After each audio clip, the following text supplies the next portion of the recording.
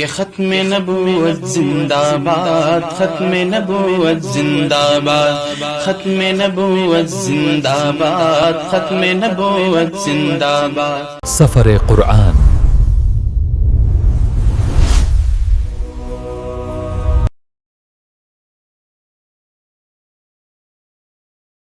ترحاب premium quality کے خوبصورت عربی لباس، عربی ٹوب اور جھبے مدارس اور مکاتب میں طلبہ کو انعام دینے کے لیے بالکل واجبی ہدیے پر۔ تفصیلات کے لیے ابھی کال کریں۔ بسم اللہ الرحمن الرحیم وبہ نستعین وصلی اللہ علی النبی الکریم۔ ناظرین اکرام، آپ تمام کا خیر مقدم ہے ہمارے آج کے 26ویں ایپیسوڈ میں۔ اللہ تعالی ارشاد فرماتے ہیں کہ قل ارأیتم ما تدعون من دون اللہ ارونی ماذا خلقوا من الارض ام لهم شرک فی السماوات۔ یہاں اسلام کی بنیادی عقائد میں سے عقیدہ توحید پر دلائل کا بیان ہے۔ دلائل کی بنیادی طور پر دو قسمیں ہیں، ایک ہے دلائل عقلی اور ایک ہے دلائل نقلی۔ اور دلائل نقلی میں پھر دو قسم کی دلیلیں ہوتی ہیں، ایک دلیل وہ جو آسمانی کتاب میں ہوں، ایک دلیل وہ جو پیغمبر کی زبان سے ہوں۔ تو یہاں تینوں قسم کے دلائل بیان فرمائے ہیں۔ اللہ ارشاد فرماتے ہیں کہ قل ارأیتم ما تدعون من دون اللہ ارونی ماذا خلقوا من الارض۔ اے پیغمبر، آپ ان سے فرمائیں کہ یہ جو تم اللہ تعالیٰ کے علاوہ اوروں کی عبادت کرتے ہوں تو یہ بتاؤ کہ جن کو تم خدا بناتے ہو کیا انہوں نے زمین میں کوئی چیز پیدا کی ہے یا آسمانوں کی تخلیق میں ان کا کوئی حصہ ہے؟ یہ عقلی دلیل ہے۔ اس کے بعد میں اللہ تعالیٰ ارشاد فرماتے ایتونی بکتاب من قبل ھذا، تمہارے اس دعوے پر اگر اس سے پہلے کسی کتاب تورات، انجیل، زبور یا کسی آسمانی صحیفے میں کوئی بات درج ہے تو میرے پاس لاؤ۔ یہ دلیل نقلی ہے۔ ارشاد ہوتا ہے او اثارۃ من علم ان کنتم صادقین، یا کسی پیغمبر کی زبان سے کوئی بات نکلی ہو، کوئی علمی بات ہو تو بتاؤ اگر تم سچے ہو تو۔ یہ بھی دلیل نقلی ہے۔ قرآن کہتا ہے ام یقولون افترا قل ان افتریتہ فلا تملکون لی من اللہ شیئا۔ کفار و مشرکین کا الزام یہ تھا کہ محمد صلی اللہ علیہ وسلم نے یہ قرآن اپنی طرف سے گھڑ لیا ہے۔ انہیں جواب دیا جا رہا ہے کہ اگر میں نے اسے اپنی طرف سے گھڑ لیا ہے تو تم مجھے اللہ تعالیٰ کی پکڑ سے بالکل بھی نہیں بچا سکو گے۔ یعنی اللہ تعالیٰ کا طریقہ اور دستور یہ ہے کہ جب بھی کوئی شخص اللہ تعالیٰ کی طرف ایسی چیز کی نسبت کرے جو اللہ تعالیٰ کی طرف سے نہ ہو تو اللہ تعالیٰ ایسے شخص کو دنیا ہی میں ذلیل و رسوا فرما دیتے ہیں۔ بالفرض میں نے یہ اپنی طرف سے گھڑا ہے تو اللہ تعالیٰ کی پکڑ سے مجھے کوئی بھی نہیں بچا سکے گا۔ معلوم ہوا کہ قرآن کریم اللہ تعالیٰ کی طرف سے ہی ہے۔ قرآن کہتا ہے قل ارأیتم ان کان من عند اللہ وکفرتم بہ وشہد شاہد من بنی اسرائیل علی مثلہ فآمن واستکبرتم۔ اس آیت میں ایک تو یہ پیشن گوئی کی جا رہی کہ اہل کتاب میں سے کچھ حضرات عبداللہ بن سلام، عدی بن حاتم رضی اللہ عنہما وغیرہ قرآن کریم پر ایمان لائیں گے اور گواہی دیں گے کہ اسی جیسی کتاب حضرت موسیٰ علیہ السلام پر بھی نازل ہوئی تھی۔ مشرکین کو تنبیہ بھی کی جا رہی کہ اہل کتاب میں سے اہل ایمان قرآن کریم پر بھی ایمان لا کر تم پر سبقت لے جا رہے ہیں اور تم غرور و تکبر میں پڑے ہو۔ قرآن کہتا ہے وَوَصَّيْنَا الْإِنسَانَ بِوَالِدَيْهِ إِحْسَانًا حَمَلَتْهُ أُمُّهُ كُرْهًا۔ یہاں اولاد کو والدین کے ساتھ حسن سلوک کرنے کا حکم دیا جا رہا ہے۔ بعض دفعہ ایسا ہوتا تھا کہ والدین اسلام لے آتے اور اولاد کفر پر ہوتی، بعض دفعہ اولاد اسلام قبول کر لیتی مگر والدین کفر پر برقرار رہتے، اور بعض مرتبہ اپنی مسلمان اولاد پر تشدد بھی کرتے۔ تو یہاں اولاد کو سمجھایا جا رہا ہے کہ والدین جیسی بھی ہو ان کے حقوق کا خیال رکھو، البتہ کفر، غلط عقائد اور گناہ کے کام میں ان کی اطاعت نہ کرنا۔ اللہ ارشاد فرماتے ہیں کہ حتی اذا بلغ اشدہ وبلغ 40 سنہ۔ ایک تفسیر کے مطابق یہ دعا حضرت ابو بکر صدیق رضی اللہ عنہ نے مانگی تھی، اے اللہ مجھے توفیق دے کہ وہ نعمتیں جو آپ نے مجھ پر اور میرے والدین پر فرمائی ہیں میں ان پر شکر ادا کروں، میں ایسے نیک اعمال کروں جن سے آپ راضی ہو جائے اور آپ میری اولاد کو بھی نیک بنا دے۔ اے اللہ میں آپ کی طرف رجوع کرتا ہوں اور میں فرمانبرداروں میں سے ہوں۔ قرآن کہتا ہے کہ وَاذْكُرْ أَخَا عَادٍ إِذْ أَنذَرَ قَوْمَهُ بِالْأَحْقَافِ۔ توحید اسلام کے بنیادی عقائد میں سے پہلا عقیدہ ہے۔ یہ عقیدہ تمام انبیاء علیہ السلام کے درمیان متفق علیہ رہا ہے۔ قوم عاد جو یمن کے علاقے میں آباد تھی، حضرت ہود علیہ السلام کو ان کی طرف مبعوث کیا گیا۔ حضرت ہود علیہ السلام نے بھی دیگر انبیاء کی طرح اپنے قوم کو توحید کی دعوت دی، لیکن انہوں نے دعوت قبول کرنے سے انکار کیا۔ اللہ تعالیٰ نے ان پر عذاب نازل کر کے انہیں ہلاک کر دیا۔ قرآن کہتا ہے وَإِذْ صَرَفْنَا إِلَيْكَ نَفْرًا مِّنَ الْجِنِّ يَسْتَمِعُونَ الْقُرْآنَ، کہ نبی کریم صلی اللہ علیہ وسلم اہل طائف کو تبلیغ کر کے واپس مکہ تشریف لاتے ہوئے مقام نخلا پر فجر کی نماز کی ادائیگی میں تلاوت فرما رہے تھے۔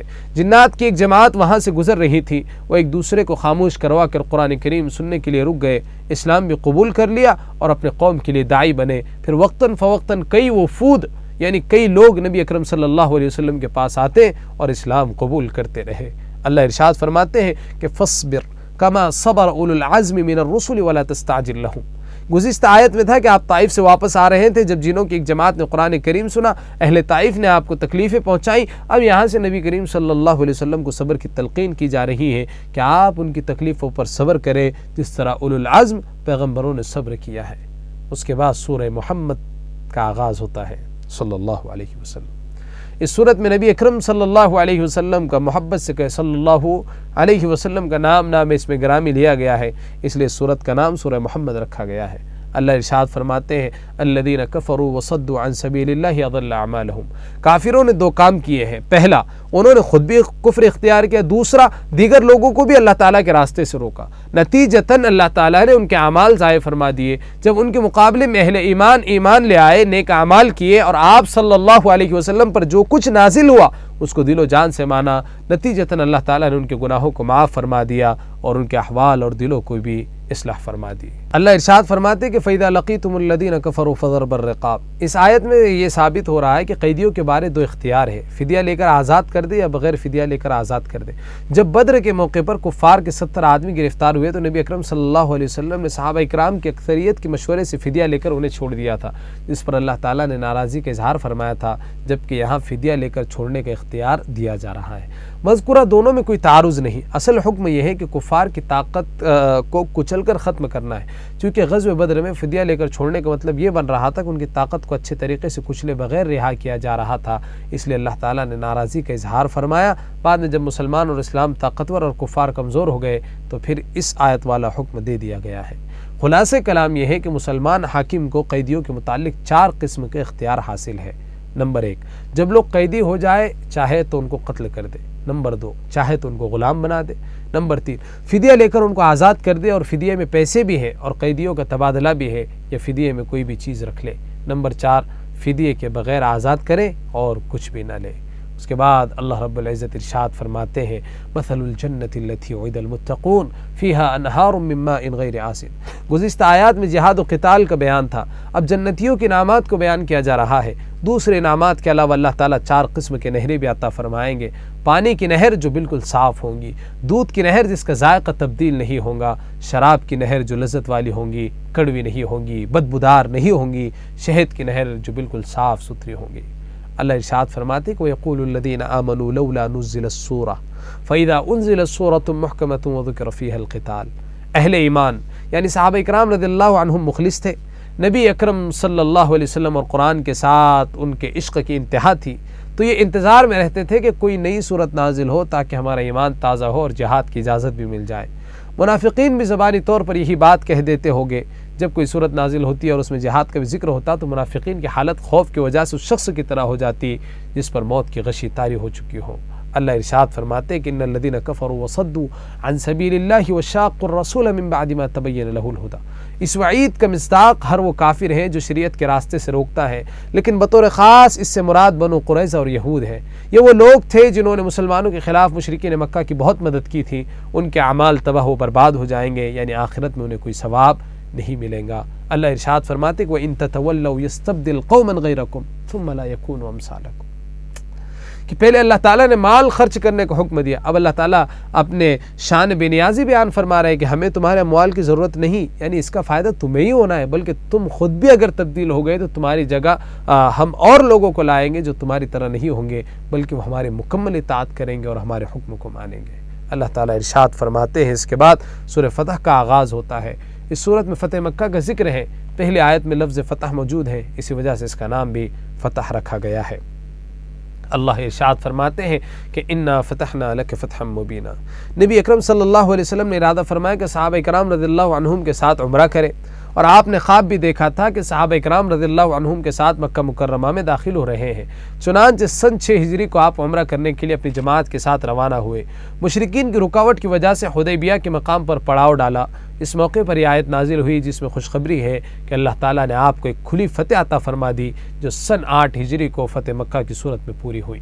اللہ ارشاد فرماتے لیغفر لک اللہ ما تقدم من ذنبک وما تأخر. نبی اکرم صلی اللہ علیہ وسلم اسی طرح دیگر انبیاء علیہ السلام معصوم ہیں. یہاں ذنب سے مراد گناہ نہیں بلکہ اجتہادی لغزش اور بھول چوک ہے. اللہ ارشاد فرماتے ہیں دیکھیے فتح اور مغفرت میں جوڑ. ذنب کا ایک معنی الزام ہے، نبی اکرم صلی اللہ علیہ وسلم پر مکی اور مدنی زندگی میں جن لوگوں نے الزام لگائے تھے اسے کھلی اور شاندار فتح کی وجہ سے وہ آپ کے معتقد اور موافق بن جائیں گے۔ اب وہ الزام کی وجہ آپ کی کیا کریں گے؟ تعریف کریں گے۔ اللہ ارشاد فرماتے ہیں کہ ان الذین یبایعونک انما یبایعون اللہ ید اللہ فوق ایدیہم فمن نکث فانما ینکث علی نفسہ، کہ جب نبی اکرم صلی اللہ علیہ وسلم اپنی جماعت کے ساتھ عمرے کے لیے جا رہے تھے تو حدیبیہ کے مقام پر مشرکین کی طرف سے رکاوٹ ڈالی گئی۔ آپ نے حضرت عثمان رضی اللہ عنہ کو مکہ مکرمہ بھیجا کہ مشرکین کو اطلاع کرے کہ ہم صرف عمرہ کرنا چاہتے ہیں اور کوئی مقصد نہیں۔ اس وقت نبی اکرم صلی اللہ علیہ وسلم کو اطلاع دی گئی کہ حضرت عثمان رضی اللہ عنہ مکہ میں شہید کر دیے گئے۔ آپ صلی اللہ علیہ وسلم نے اپنے جانثاروں سے بیعت رضوان لی کہ حضرت عثمان رضی اللہ عنہ کا بدلہ لیے بغیر واپس نہیں جائیں گے۔ اس آیت میں اسی کی طرف اشارہ ہے۔ ید اللہ تعالیٰ کی صفات اور متشابہات میں سے جس کا حقیقی معنی اللہ تعالیٰ کے علاوہ کسی کو معلوم نہیں۔ ہاں البتہ متاخرین حضرات درج ذیل میں اس کا معنی قدرت کرتے ہیں۔ اللہ ارشاد فرماتے ہیں کہ سیقول لک المخلفون من الاعراب شغلتنا اموالنا۔ نبی کریم صلی اللہ علیہ وسلم جب حدیبیہ کے سفر پر جانے لگے تو حضرات صحابہ اکرام تو پہلے ہی سے تیار تھے، لیکن منافقین کے دل میں یہ تھا کہ اگر ہم عمرے کے لیے مکہ گئے تو قتل ہو جائیں گے، واپس نہیں آ سکتے، جبکہ زبان سے یہ کہتے تھے کہ ہماری مجبوری تھی، کچھ مصروفیت تھی، اس لیے ہم نہیں جا سکے، تو ان کی زبان پر کچھ اور دل میں کچھ اور ہے۔ اللہ ارشاد فرماتے ہیں لقد رضی اللہ عن المؤمنین اذ یبایعونک تحت الشجرۃ فعلم ما فی قلوبہم فانزل السکینۃ علیہم واثابہم فتحا قریبا۔ جو صحابہ اکرام رضی اللہ عنہم نبی اکرم صلی اللہ علیہ وسلم کے ساتھ حدیبیہ میں شریک تھے، انہوں نے حضور اکرم صلی اللہ علیہ وسلم کے ہاتھ پر بیعت حدیبیہ کی، جسے بیعت رضوان بھی کہتے ہیں۔ اللہ تعالیٰ نے ان تمام شرکاء سے غزوہ بدر کے شرکاء کی طرح اپنی رضا کا اعلان فرما دیا ہے۔ وَأَثَابَهُمْ فَتْحًا قَرِيبًا سے مراد فتح خیبر ہے جو حدیبیہ سے واپسی کے بعد حاصل ہوئی۔ اللہ تعالیٰ نے مسلمانوں کو بہت سارا مال غنیمت بھی عطا فرمایا، جس سے معاش خوشحالی حاصل ہو گئی۔ اللہ تعالیٰ ارشاد فرماتے وَهُوَ الَّذِي كَفَّ أَيْدِيَهُمْ عَنْكُمْ وَأَيْدِيَكُمْ عَنْهُمْ بِبَطْنِ مَكَّةَ مِنْ بَعْدِ أَنْ أَظْفَرَكُمْ عَلَيْهِمْ۔ جب حضرت عثمان غنی رضی اللہ عنہ حدیبیہ سے مکہ گئے تھے، ادھر سے مشرکین نے 50 آدمی بھیج کر نبی اکرم صلی اللہ علیہ وسلم کو نعوذ باللہ قتل کرنے کی ناکام کوشش کرنا چاہی، مگر اللہ تعالیٰ نے ان افراد کو مسلمانوں کے ہاتھوں گرفتار کروا دیا۔ ادھر مشرکین نے حضرت عثمان اور آپ کے ساتھیوں کو مکہ میں روک لیا۔ اس وقت اللہ تعالیٰ نے ان 50 افراد کو قتل کرنے سے مسلمانوں کے ہاتھ کو روک دیا۔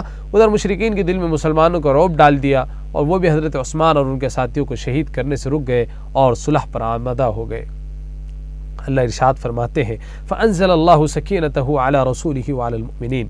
جب صلح حدیبیہ کا معاہدہ لکھا جانے لگا تو مشرکین نے ضد اور تکبر کی وجہ سے کچھ ایسی چیزوں پر اصرار کیا جو صحابہ کرام کو ناگوار گزری۔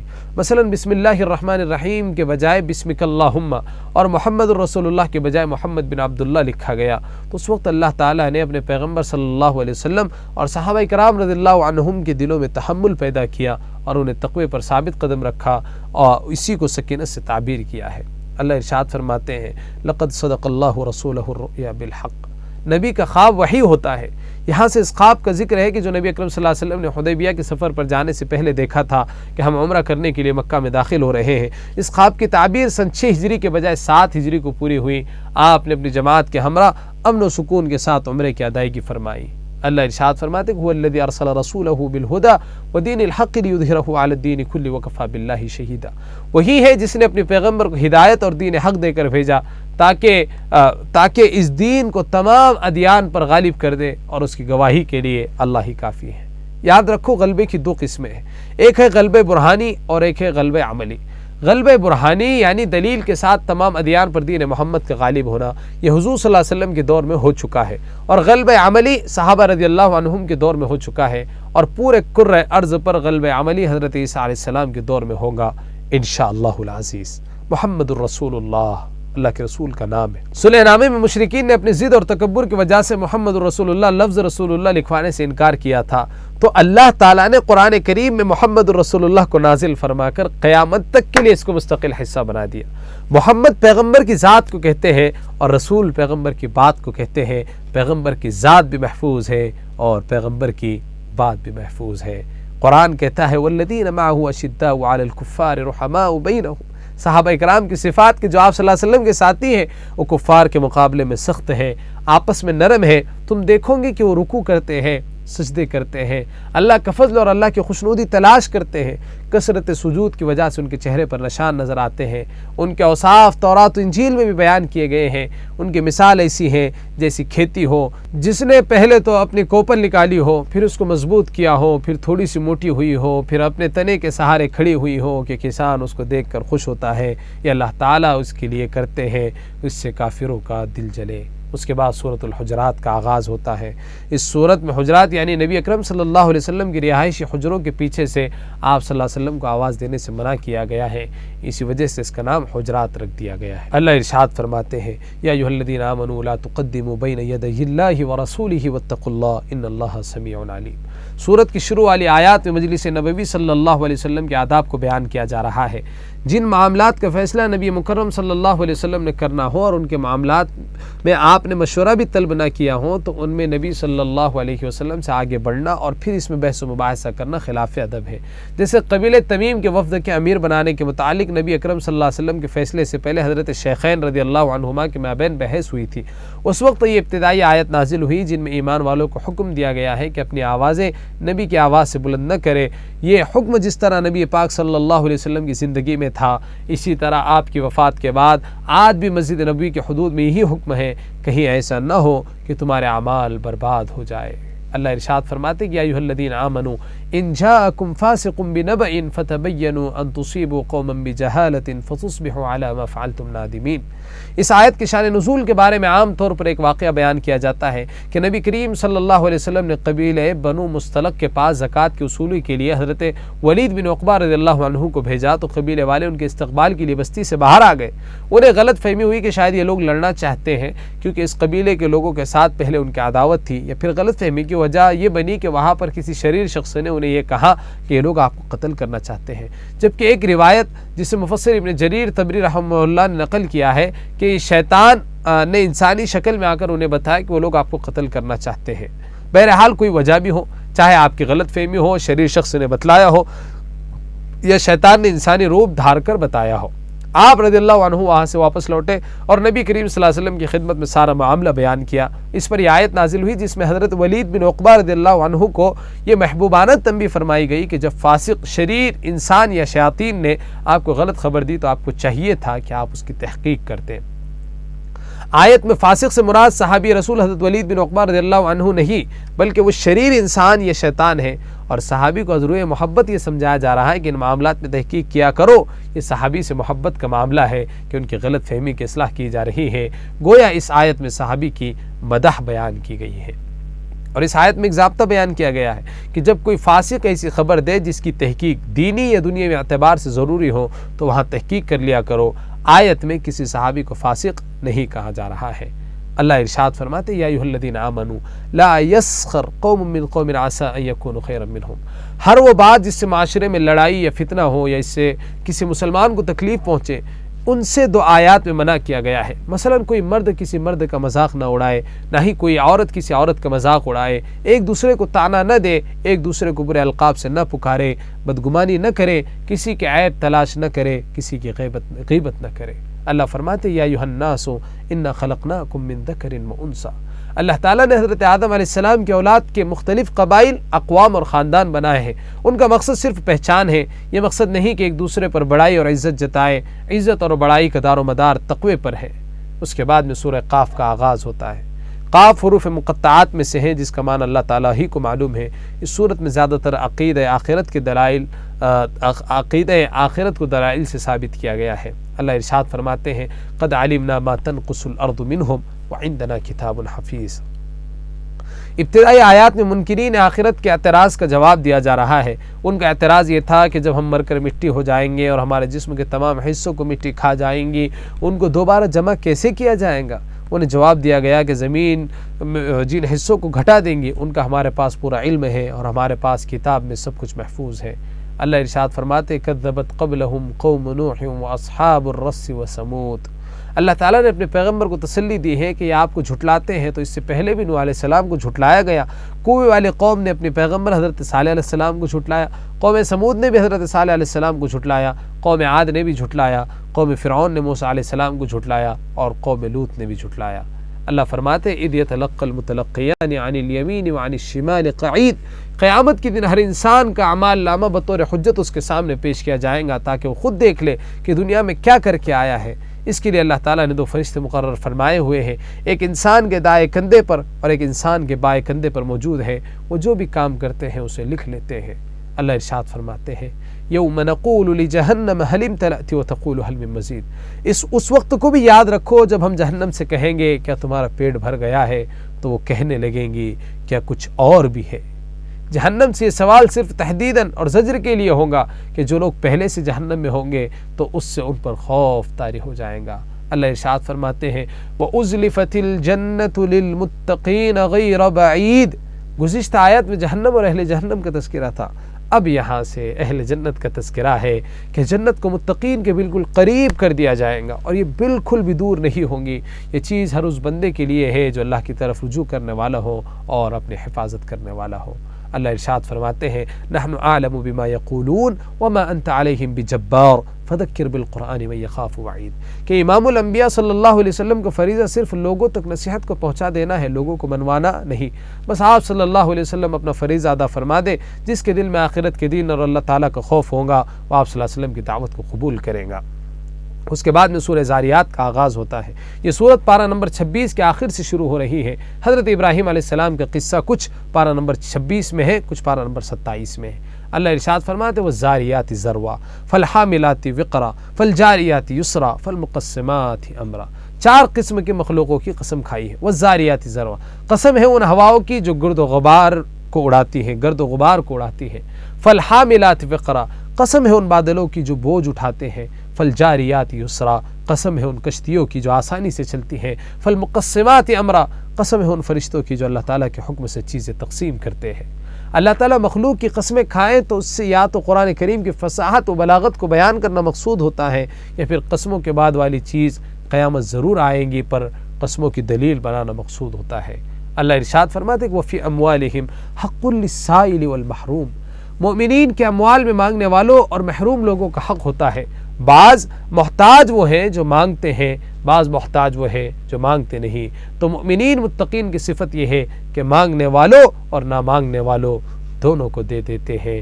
اللہ تعالی ہم تمام کو اس کے دین پر لٹانے کی توفیق نصیب فرمائے۔ واللہ الموفق وهو من وراء القصد وهو يهدي السبيل۔ والسلام علیکم ورحمۃ اللہ وبرکاتہ۔